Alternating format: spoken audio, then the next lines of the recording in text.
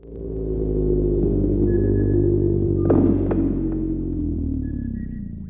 evening, Hell Rats. Welcome to Metal Mayhem ROC YouTube. I'm your host, Southern Cal. On tonight's show, we're featuring Mr. Robert Garven, drummer from CIRITH UNGOL. These guys first released their first album in 1981 and are getting ready to release their sixth full-length album, The Dark Parade, on Metal Blade Records on October 21st. You guys have heard of Escape from LA and Escape from New York. I believe this is going to be CIRITH UNGOL's version of Escape from Ventura. Please welcome to the show, drummer, percussionist, Mr. Robert Garven. Yeah. Robert, before we get into this, there was a big gap between 1991's Paradise Lost and 2020's Forever Black. Give us a brief history of the band from starting out in, let's say, 1981. Bring us up to speed. I know you had some lineup changes in there, too. Let us, for our listeners, bring us up to speed on CIRITH UNGOL. Well, perfect. Actually, we started around 1971, 10 years earlier than that. We were still in school, but our goal was to play heavy metal music, super heavy metal music. We were actually in another band called Titanic with the guy, Pat Galligan. It was in a punk band later on called the Angry Samoans, which is kind of famous. And he wanted to play different types of music, but the three of us, founding members, wanted to break away and play super heavy metal. And so we did that starting in around 1971. Over that next 10 years, we wrote some songs and we tried to record some music and try to come up with our own style, learn our instruments. You know, I told everyone I was a drummer and I never played drums. And over those years, we were trying to get some kind of record company support because we thought, hey, you know, we want to do this for a career. And you'd send out cassette tapes to people. And the joke was, the record companies, they'd get all these cassettes and they wouldn't even listen to them. They'd erase them so they'd have empty cassettes to record their own music on. So we decided, hey, we're going to put out an album, which is going to be as good as any album that you could buy on the store shelves today, artwork, recording, everything. And so we put out in 1981 our first album, Frost and Fire, completely self-produced. I got in contact with Michael Whalen, which I consider one of the best artists of our generation. And he let us use one of his most famous paintings, Stormbringer, on the cover. We had photography. Album was pressed in Los Angeles at like a boutique pressing plant back in the day when there was giant, pressing facilities, and it was pressed on German vinyl. We did everything we could to make this album successful. We put also on it all of our most accessible music that you'd want to hear on the radio. Because back then, if you weren't on the radio, you weren't a band. And if your music couldn't be played on the radio, no record company would sign you. So we pushed all of our kind of heavier stuff off to one side. And we go, hey, this is our radio airplay music. And after some of the local stations played it, they said, oh my God, this is so strange or heavy or weird. Matter of fact, they said it's too heavy. And we go, well, you're playing Black Sabbath. How can it be too heavy? All right. And we think it was just too weird, too strange for them. Right? And so our next album in 1984 came out was King of the Dead. And we decided, hey, if that was all our music, it was for radio and it was too heavy, why don't we play the other music that we're really playing? It is heavy. So King of the Dead was pretty much our next album. A lot of people think it's our best album.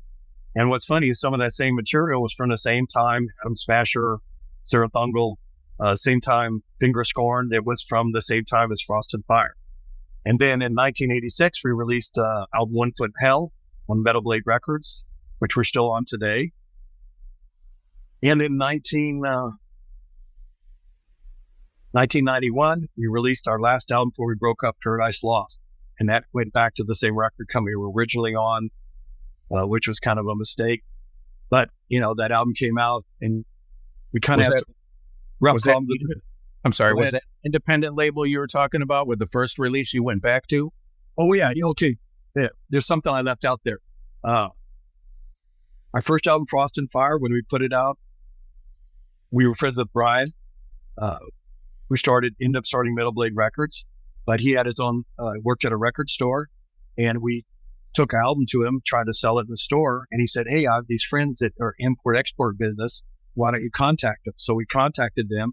They licensed our album. They sold it around the world. They started producing it. And so they put out our first album, and then they changed their name to Enigma. They put out King of the Dead, and then they changed their name to Restless. And our last album was on Restless, but it was all kind of the same group of people, just reinventing themselves or changing the name of the record. So I apologize for that confusion. And then, the hair metal stuff was coming out, the thrash metal. And we just felt like there wasn't that much stuff left for us to do. A couple of members quit the band. Me and Tim were sitting there, our singer, and we're just going, what are we going to do? And so we decided, like the elder god Cthulhu, and in his story, like he's like an elder god who like lives here, like, millions of years ago on the earth. And like when he became kind of like sad or something, he sunk beneath the waves, only to reappear in H.P. Lovecraft's story called Cthulhu. So anyway, our band did the same thing. We kind of went to sleep, and we didn't get back together till around 2016. And a local musician, Jarvis Leatherby, put on a festival here in our town and asked us if we wanted to get back together and play. And we said no. And he said, well, hey, do you want to do a signing session? And we said, sure. And we did the signing session, and it was so popular, and so many people said they liked the band. We thought, hey, let's get back together and play a few shows. And then that was like a small snowball rolling down it. Quickly mention again the artist that you've had. He did this the artwork, I take it, on Paradise or the Forever Black. He's done all the albums, let's say, has he not, for you guys? Yeah, all except we had an album that came out around 2001, Servants of Chaos, and it was kind of like some of our old unreleased material Metal Blade Records put out. Amazing album, because there's a lot of stuff on there that's kind of like before we did Frost and Fire that I think a lot of people enjoyed hearing. But that's the only album that he didn't paint the cover of. And he's been like the most amazing friend of the band over the years. And we consider him like on par with, if there was a Michelangelo or Leonardo da Vinci in our time, he would be that guy. There was a huge part of the artwork back in the days. I tell you, besides Molly Hatchet cover albums, which were just always awesome, like the band or not, you had to like their album covers. My brother came running into my room, which was down in our basement, holding Frost and Fire in his hand. And he's like, you got to check this out. It just come out. And I'm like looking at it. It was the greenness of it and the paleness of it and everything about it. I was drawn into that artwork, and we slapped that stuff on. And, we've been jamming CIRITH UNGOL ever since. And looking at the new artwork, you can definitely see the similarities. Just what great artwork. He's always imagined have captured the band and what they're trying to project on this album, which is just great. Great artist. Every one of those album covers were from a series of doll books that were released in the 1980s. And it was Michael Moorcock's first U.S. edition of all the Elric of Melniboné. He's kind of like Conan, but he's an albino. He's a sword starbringer. And so when we first put out that album, I think our dream was, hey, we become successful and be around a long time.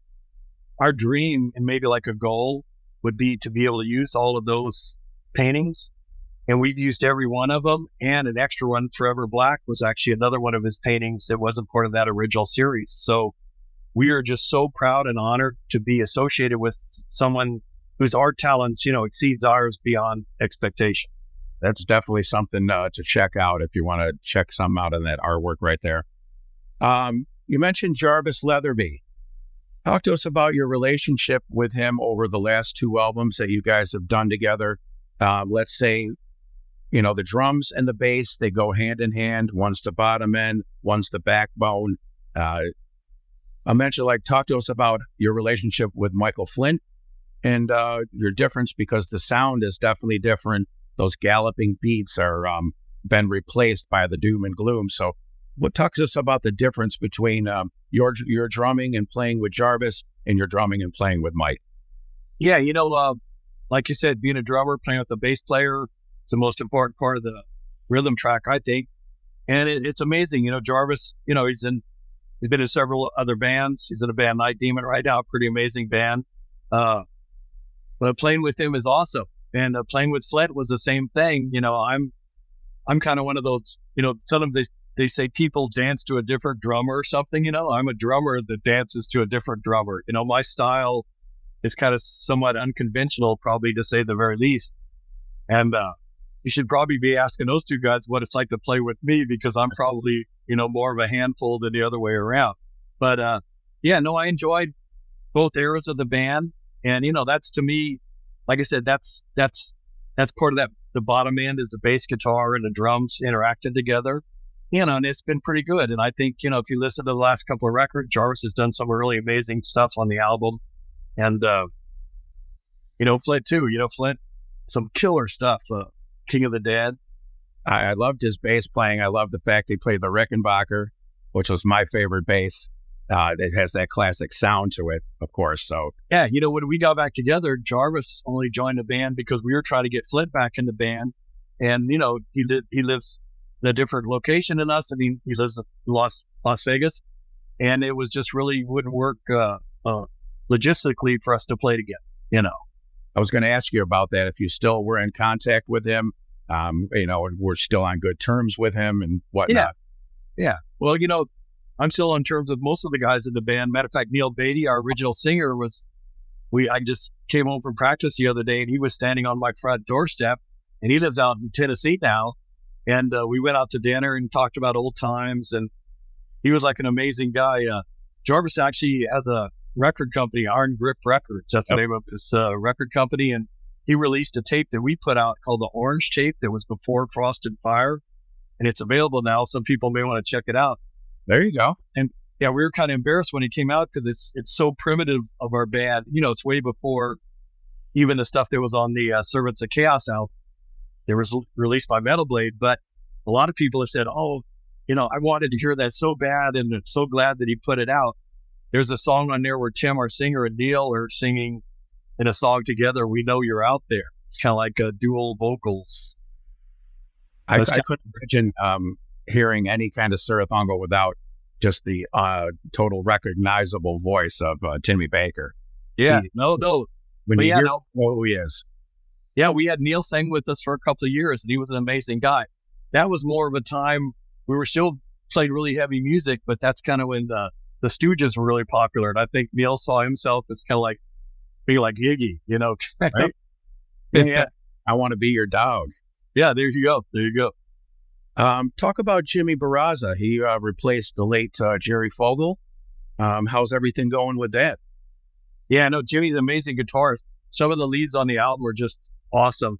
And one of Jimmy's most talented things he does is come up with signature leads, like the little parts of this, like melody parts of the songs, and there's some great stuff on here. On Relentless, one of the songs on there, there's kind of like an Egyptian. A lot of the viewers or listeners haven't heard the album yet. Yep. We're going to talk about Relentless for sure. Well, let's get into it. Let's start right from the single that's out now at streaming, Velocity, SEP. What's the SEP part of that? Well, I'm going to be honest. Tim wrote those lyrics, and he hasn't told us what it is. So, but what he's kind of explained to us is, there's a Black Sabbath song with the NIB after it, and I don't even know what that is, to be honest. And I'm not sure whether anyone else does. But that's just something, since he's not going to tell us, I just have to, something we got to live with. And that's kind of another funny song. The first song on our albums traditionally are kind of like more upbeat thing. On our last album, Forever Black, was Legions Arise, or Join the Legion on the Paradise Lost, stuff like that. Blood and Iron on One Foot in Hell, Atom Smasher, King of the Dead, Frosted Fire on Frosted Fire. So that's kind of like a trademark thing that we've done over the years. And that's an amazing song, but it is so complicated that when we were writing it, each one of us had our own like little roadmap of it. And I would stick it onto my drum, and the other guys would have it. And no one could understand each other. When like the musician guys had all the notes down, C, D, F sharp, whatever. I had down on ends on 3 beats, ends on 4 beats. And it's one of those songs when we're writing it, we're thinking, oh my God, are we really writing a song that has landmines in it? So someday we'll be playing this live. One of us might get lost on stage or not be able to hear his monitors and forget where we are. And we never find our way back to the original part. But I tell you, This the opening lyrics, I'm going to read them real quick for our listeners. It sets the tone for this album. Apocalyptic, doomy for sure, down in the trenches, down in the bottom of it all, you know, hello from the gutter type of shit here. Stretch your soul upon the rack, flaming whips across your back. Look around, a tragic illusion. Look around, the grim conclusion, just where you are. I tell you, does this song set the tone for the album or what? Is this why it was the first release, let's say, off of the album? Well, you know, I don't know. If you keep reading on, I think it gets gloomier from there on out. You know? It does. And it does. The whole album, like I said, the sequencing of this album is great. It's like a huge story that just builds and builds and builds. But the doom gets more and more and more until, I guess, you talk about I believe the last 3 songs, The Dark Parade, Distant Shadows, and Down Below. It's like one song, let's say, but 3 parts? Or is it 3 different songs in itself? Well, you know, actually Looking Glass is on there too. And I think the 4 of those are kind of tied together. The last 3 albums that we've done, Paradise Lost, Forever Black, and this album, side 2 has been kind of reserved for like the doom vision of Tim, like the end of mankind, you know, mankind's, you know, inhumanity to man, you know, destruction of the world, you know, end of the world doom type stuff. Whereas side 1 on all 3 of those albums has some songs with some different themes on it. And a lot of people think of us as a sword and sorcery band. Some people think of us as a doom band. And we kind of have these 2 competing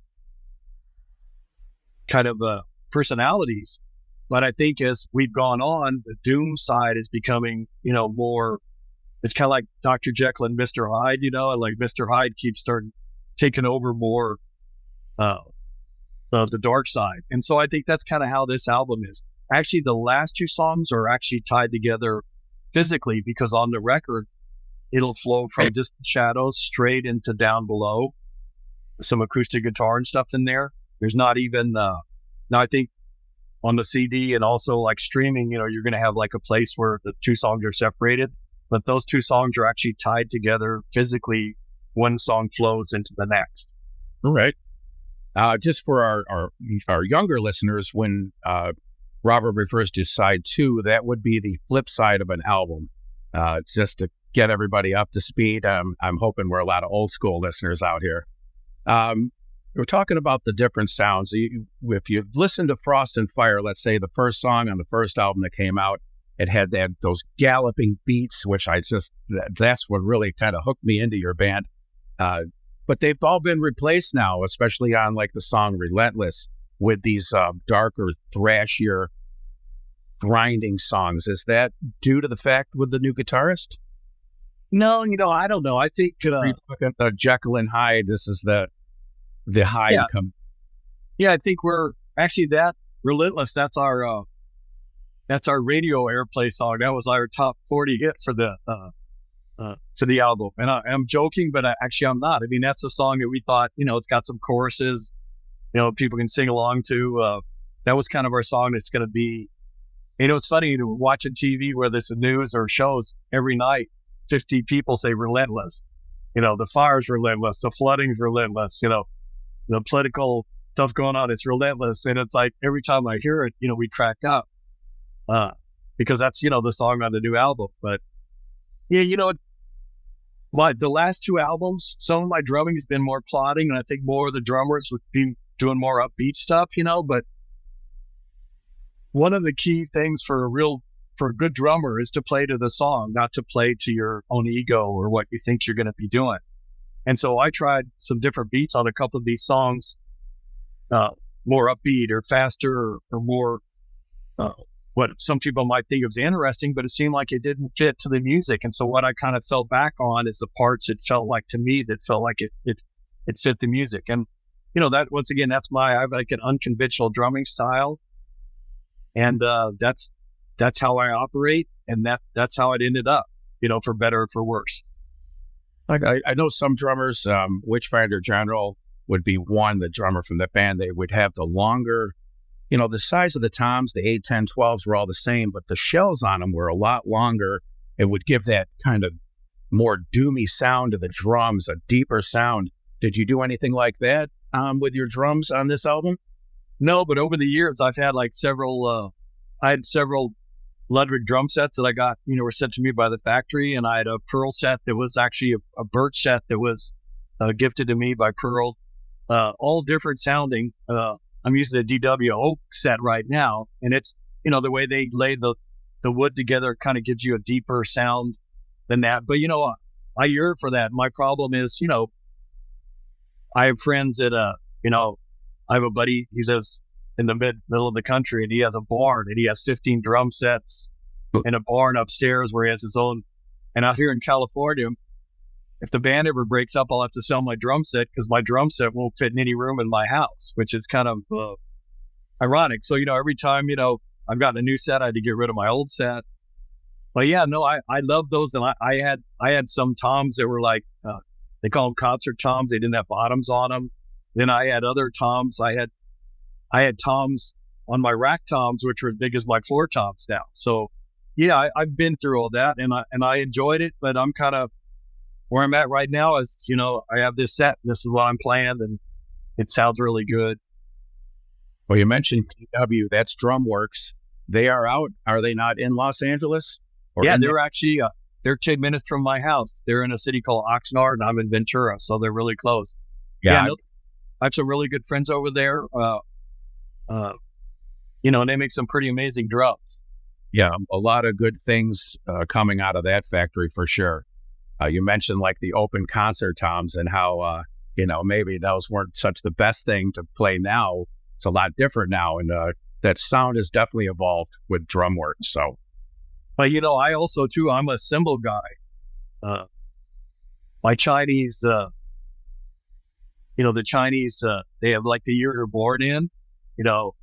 I'm a metal monkey, and I don't know what that means. But anyway, I love my cymbals. I have a gong. I have like a boxing bell that I've had going back to the 70s. And I just, I'm actually a Paiste cymbal artist. And I just love the Paiste cymbals. They just, they just sound so amazing. And I have a Paiste gong, and like there's 2 or 3 times on an album I got to hit the gong, and those are things I actually kind of hold out for. Like I have to fight with the band. Like how many gong hits do I get on this album? And also too, the last couple of projects I've used a cowbell on. I was going to say, cowbell. Yeah, most members of the band, if it was up to them, there'd probably be no cowbell. But every album I fight for those little bit of cowbell things, and I really like it. To me, it kind of adds some kick to it. Right. Well, let's get out of this and we'll talk about you guys are getting ready to release on October 21st the new album, The Dark Parade, on Metal Blade Records, and you're also going to be doing a show that night, I believe, at the Rainbow in Los Angeles. Well, actually, it's on the 20th, and the Rainbow Room is right next to a place called the Roxy, and that's where we're playing at the Roxy, and we actually played there years ago, and this is going to be the album release party, and we're all excited about that. It's been like 25 years since you played in LA? Yeah, I think it's been maybe 35 years, maybe. Long time. Well, I don't want to upset any J.R. Tolkien fans out there.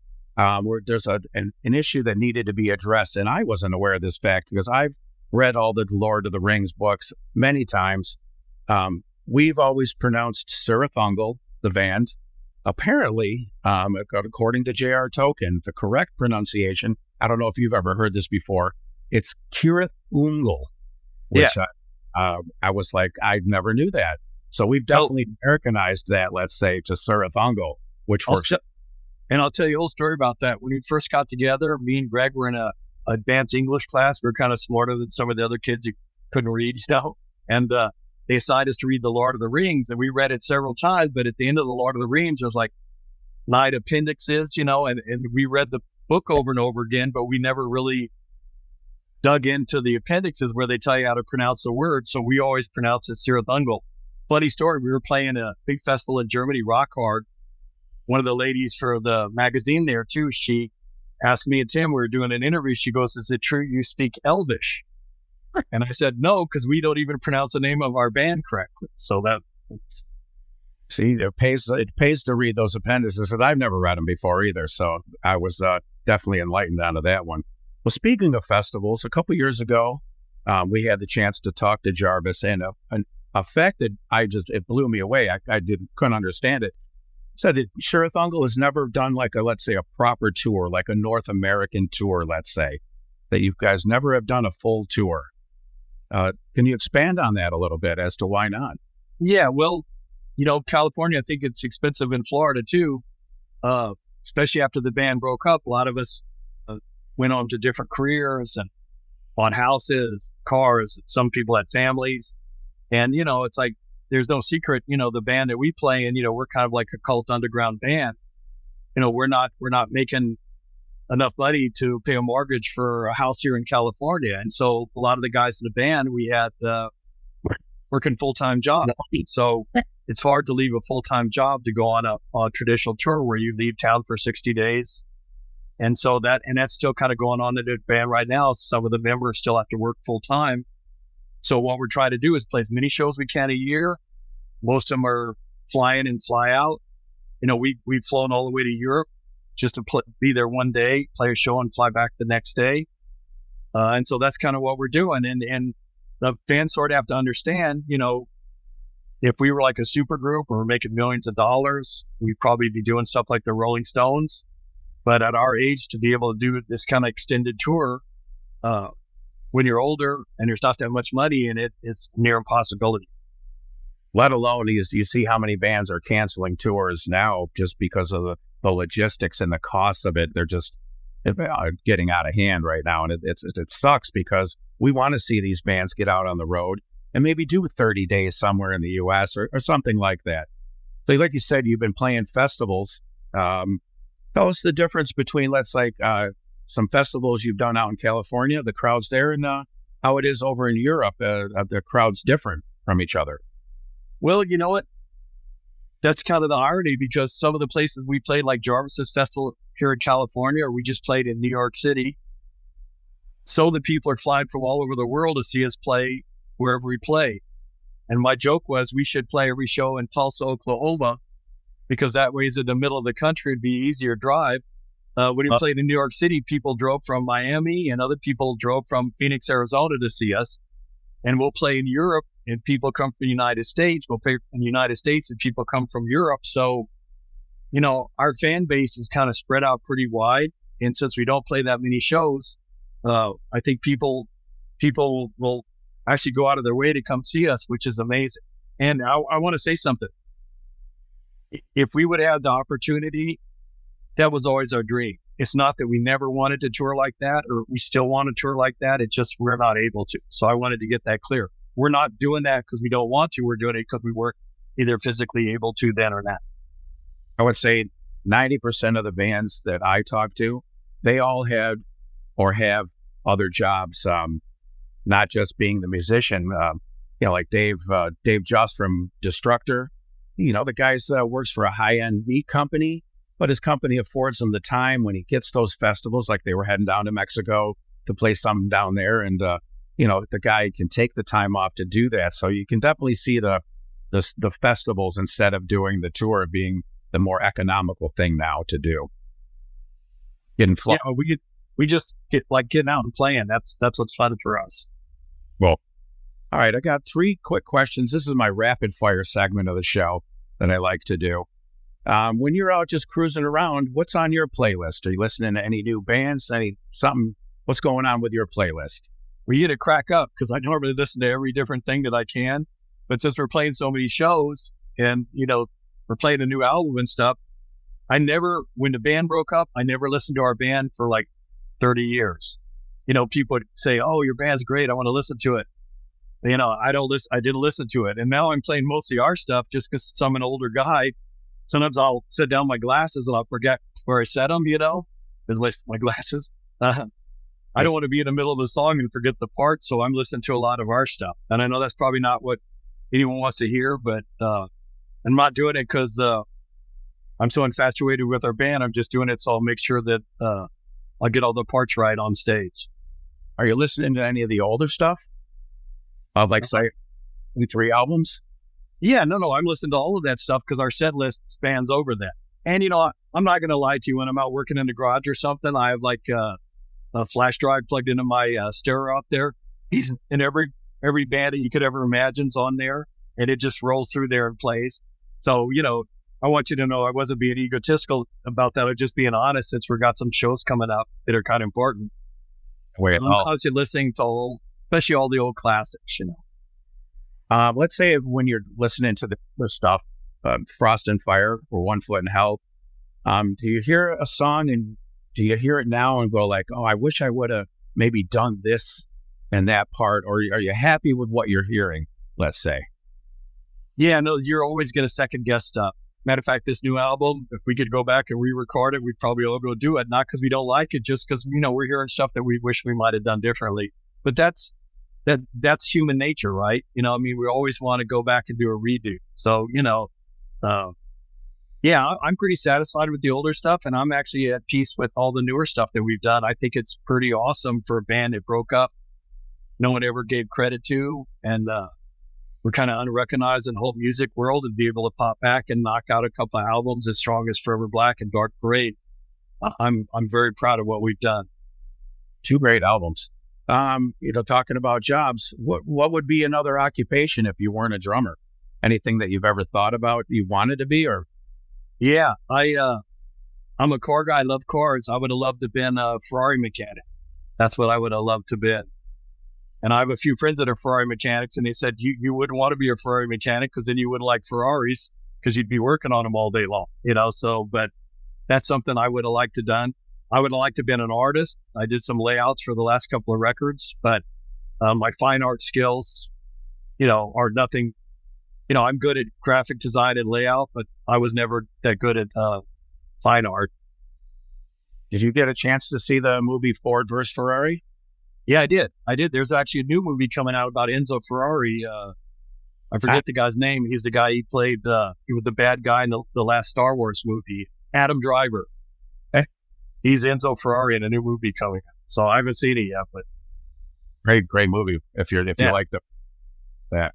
I love the sound of the reason I love the Ferraris. I love the sound, just like I love the heavy metal. I love the sound of a screaming Ferrari car. There you go. Awesome.